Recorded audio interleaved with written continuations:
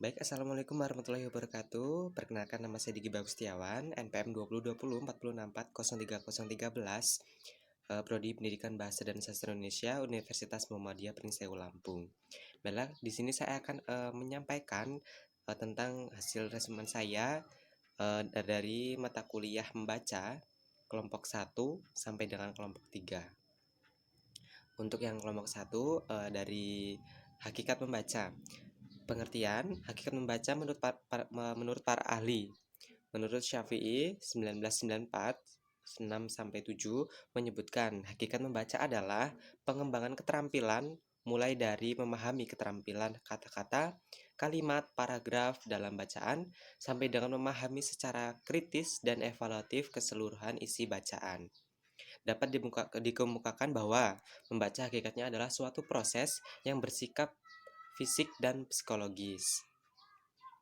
Yang kedua, pengertian membaca. Yang pertama, pengertian membaca menurut Kamus Besar Bahasa Indonesia atau KBBI. Membaca adalah melihat serta memahami isi dari apa yang tertulis dengan melisankan maupun hanya dalam hati. Yang kedua, pengertian membaca secara umum.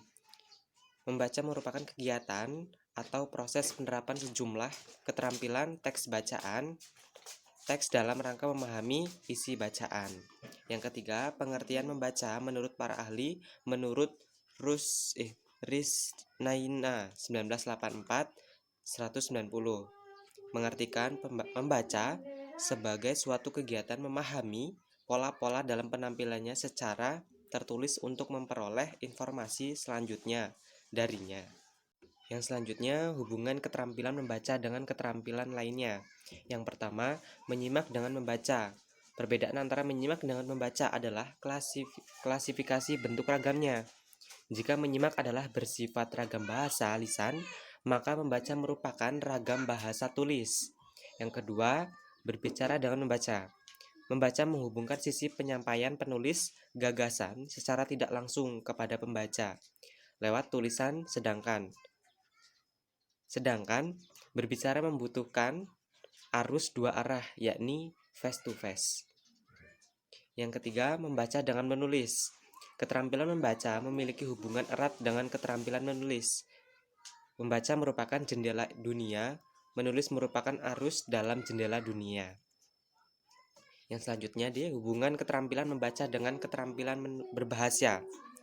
Hubungan membaca dengan menyimak. Sebagai salah satu contoh, sebelum membaca, seseorang siswa menyimak terlebih dahulu petunjuk-petunjuk guru. Bila ditunjuk yang disimaknya salah, maka akan salah pula dalam memperoleh informasi isi bacaannya. Yang kedua, ada hubungan membaca dengan berbicara. Seseorang banyak membaca akan memperoleh banyak pengetahuan, wawasan, dan informasi baru. Seseorang yang mempunyai rasa percaya diri akan mampu untuk berkomunikasi bersama orang lain. Yang selanjutnya ada hubungan membaca dengan menulis.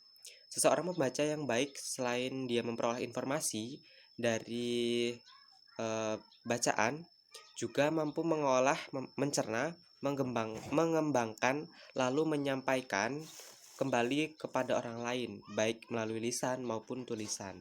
Baik, yang selanjutnya ada dari kelompok 2, hakikat membaca. Pengertian membaca. Membaca adalah proses memahami sesuatu bacaan dan mampu mengambil informasi yang terdapat dalam bacaan tersebut. Pengertian membaca menurut para ahli dari kelompok 2. Yang pertama, Mike Bredegaard. Membaca adalah sebuah proses rumit mulai dari kata di hadapanmu sampai suara yang meninggalkan bibirmu. Yang kedua, Nora Ephron.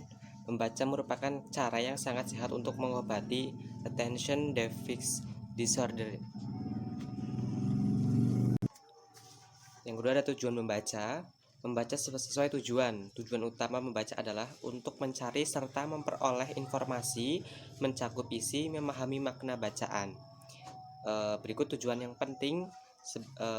Yang pertama ada reading for details of facts. Membaca untuk memperoleh fakta dan perincian. Yang kedua ada reading for main ideas. Membaca untuk mempermudah ide-ide utama. Yang ketiga ada reading for inference. Membaca untuk menyimpulkan. Yang keempat ada reading for sequence of organization, membaca untuk mengetahui urutan atau susunan struktur karangan. Yang kelima ada reading to classify, membaca untuk mengelompokkan atau mengklasifikasikan. Yang keenam ada reading to evaluasi, membaca untuk menilai atau mengevaluasi.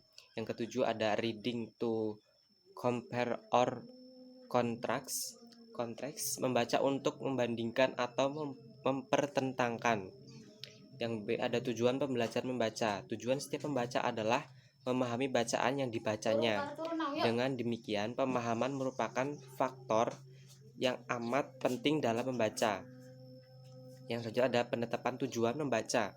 Bagi siswa, penetapan tujuan membaca bagi siswa harus memenuhi dua syarat, yaitu yang pertama menggunakan pernyataan yang jelas, tepat tentang apa yang harus diperhatikan atau dicari oleh siswa ketika membaca. Yang kedua, memberikan gambaran yang mudah ditangkap oleh siswa tentang apa yang semestinya mampu mereka lakukan setelah selesai membaca. Yang selanjutnya dari kelompok 3, jenis-jenis membaca ditinjau dari segi terdengar atau tidaknya suara pembaca waktu melakukan kegiatan membaca. Maka proses membaca dapat dibedakan. Yang pertama ada membaca nyaring.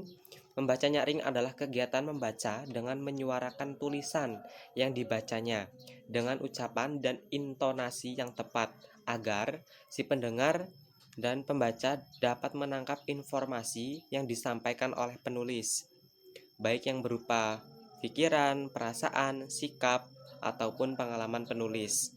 Keterampilan yang dituntut dalam membaca nyaring adalah berbagai kemampuan yang diantaranya: satu, menggunakan ucapan yang tepat. Yang kedua, menggunakan frase yang tepat. Yang ketiga, menggunakan intonasi suara yang wajar. Yang keempat, dalam posisi sikap yang baik. Yang kelima, menguasai tanda-tanda baca. Yang keenam, membaca dengan terang dan jelas. Yang ketujuh, membaca dengan penuh perasaan, ekspresif.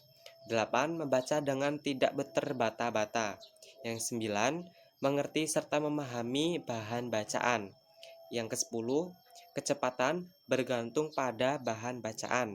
Yang ke-11, membaca tanpa melihat bahan bacaan. Yang ke-12, membaca dengan penuh kepekaan diri sendiri. Nah, yang kedua ada membaca dalam hati. Adalah kegiatan membaca yang dilakukan dengan tanpa menyuarakan isi bacaan. Keterampilan ini biasanya dituntut yang pertama, membaca tanpa bersuara, tanpa bergerak, tanpa ada desis apapun. Yang kedua, membaca tanpa ada gerakan. Yang ketiga, membaca lebih cepat dibandingkan dengan membaca nyaring. Yang keempat, tanpa menggunakan jari atau alat lain sebagai penunjuk. Yang kelima, mengerti dan memahami bahan bacaan. Yang keenam, dituntut kecepatan mata dalam membaca. Yang ketujuh, membaca dengan pemahaman yang baik. Yang kedelapan, dapat menyesuaikan kecepatan dengan tingkat kesukaran yang terdapat dalam bacaan. Yang ketiga, membaca ekstensif, yaitu membaca secara luas. Objeknya meliputi sebanyak mungkin teks dalam waktu yang sesingkat-singkatnya. Membaca ekstensif juga meliputi membaca survei atau survei reading adalah kegiatan membaca untuk mengetahui secara sekilas terhadap terhadap bahan bacaan yang akan lebih mendalam. Yang kedua ada membaca sekilas, yaitu kegiatan membaca yang mengandalkan kecepatan gerak mata dalam melihat dan memperhatikan bahan tertulis yang dibacanya dengan tujuan untuk mendapatkan informasi yang tepat. Yang selanjutnya, yang ketiga, membaca dangkal atau superficial reading. Superficial reading bertujuan untuk memperoleh pemahaman yang dangkal, bersifat luaran yang tidak mendalam dari suatu bahan bacaan. Nah, yang keempat ada membaca intensif, yaitu membaca dengan penuh penghayatan untuk menyerap apa yang seharusnya kita kuasai. Yang kelima, membaca telaah isi. Yang pertama, di sini terdapat banyak Jenis-jenisnya ya, yang pertama adalah membaca teliti. Jenis ini sama pentingnya dengan membaca sekilas. Maka, seringkali seseorang perlu membaca dengan teliti bahan-bahan yang disukai. Yang kedua, membaca pemahaman, yaitu sejenis membaca yang bertujuan untuk memahami tentang standar-standar atau norma-norma kesastraan. Yang ketiga adalah membaca ide, yaitu kegiatan membaca yang ingin mencari atau memperoleh serta memanfaatkan ide-ide yang terdapat dalam bacaan.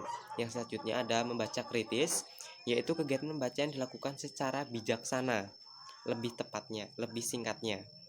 Yang selanjutnya yang terakhir membaca kreatif, yaitu kegiatan membaca yang tidak hanya menangkap makna tersurat. Yang terakhir yaitu jenisnya maaf, yang selanjutnya itu membaca telaah bahasa. Nah, jenis-jenisnya yaitu membaca bahasa atau foreign language reading. Tujuan utamanya adalah memperbesar daya kita, daya ingat. Yang selanjutnya yang terakhir, yang kedua, membaca sastra. Pembaca harus dipusatkan pada penggunaan dalam karya sastra. Baik, itu tadi yang dapat saya sampaikan. Kurang lebihnya saya mohon maaf. Saya Iri, wassalamualaikum warahmatullahi wabarakatuh.